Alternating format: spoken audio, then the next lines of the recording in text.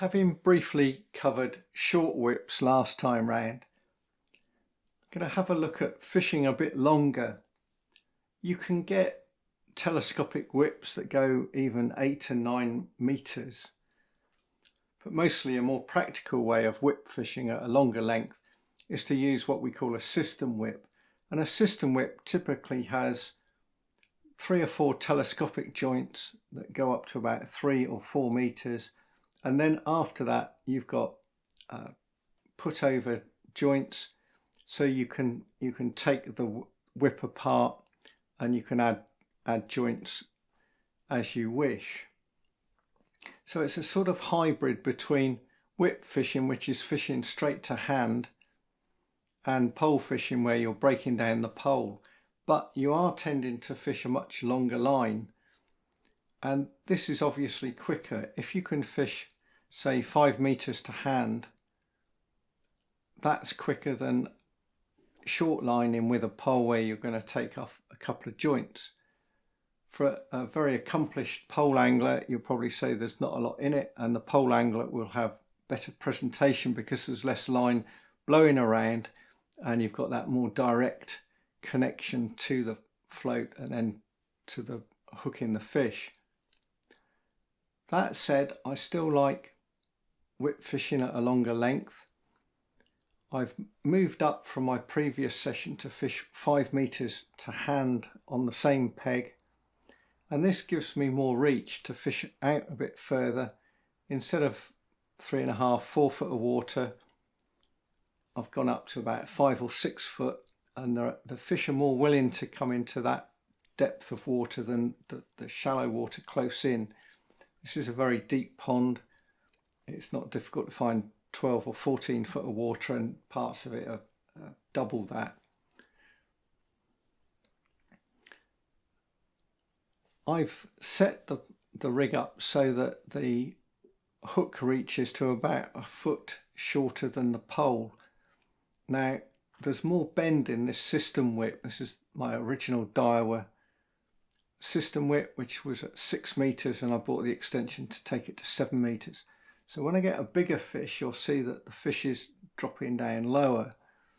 And there's a compromise here, because if I set the rig, say 2.5, 3 foot shorter than the length of the whip, the fish will come to hand, or the bigger fish, the 3 or 4 ounce ones, will come to hand nicely. The very small fish, the ½ ounce or less, won't. They'll still be up in the air. And every time I'm rebaiting, I'm reaching up the pole. I'm having to bring it down a bit to get to the hook length. So there's that compromise. You've got to find out what's ideal. If the size of the fish is a certain size, you can adjust it and say this is about right, and get it to how what's best for you on the day. Having the spare joints is useful if you hook a bigger fish. You've got to be quick. What happens during this session, having tackled up after half an hour or so, hit a better fish. I'm fishing casters because my maggots have turned, and I hit something that decides to head for the depths pretty fast.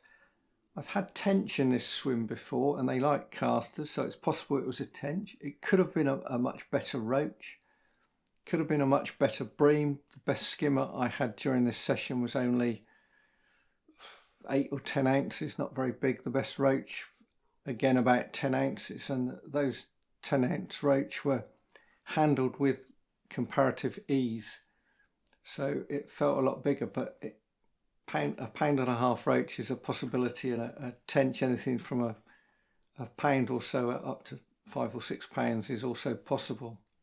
Whatever it is, whatever it was, it took my rig, it took all the bits of silicone off the end, because the silicone I used wasn't the stuff that I should be using. The stuff I've got is fairly thick-walled and quite a stiff, hard silicone compared to the soft stuff that you use on floats, and it simply didn't grip enough, and that was it. The rig, I had to re-rig it up. Whereas on the short whips, the 2, 3, meters, you can fish very light floats, floats that take the equivalent of a couple of number 8 shot, even less than that. With the longer whip, you need a bit more weight to flick it out,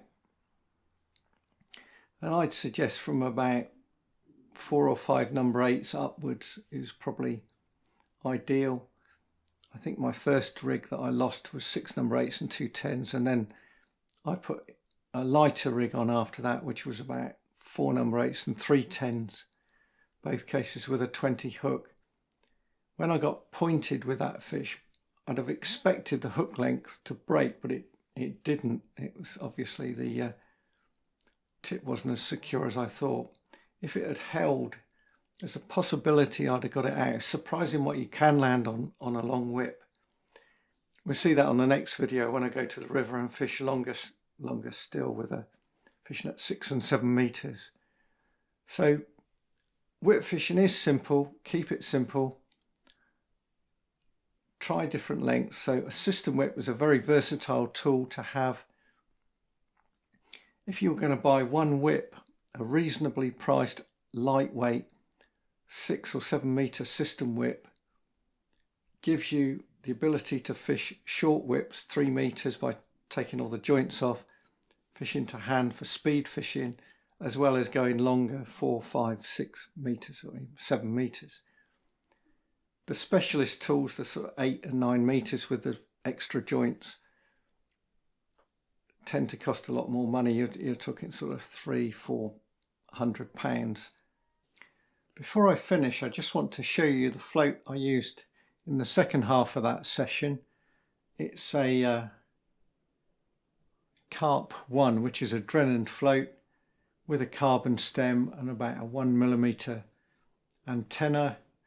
Straightforward, simple float. Whip fishing is simple. Keep it simple,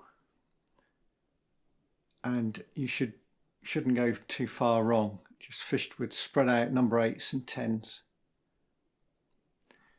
That's it for this video, and until next week, it's goodbye for now.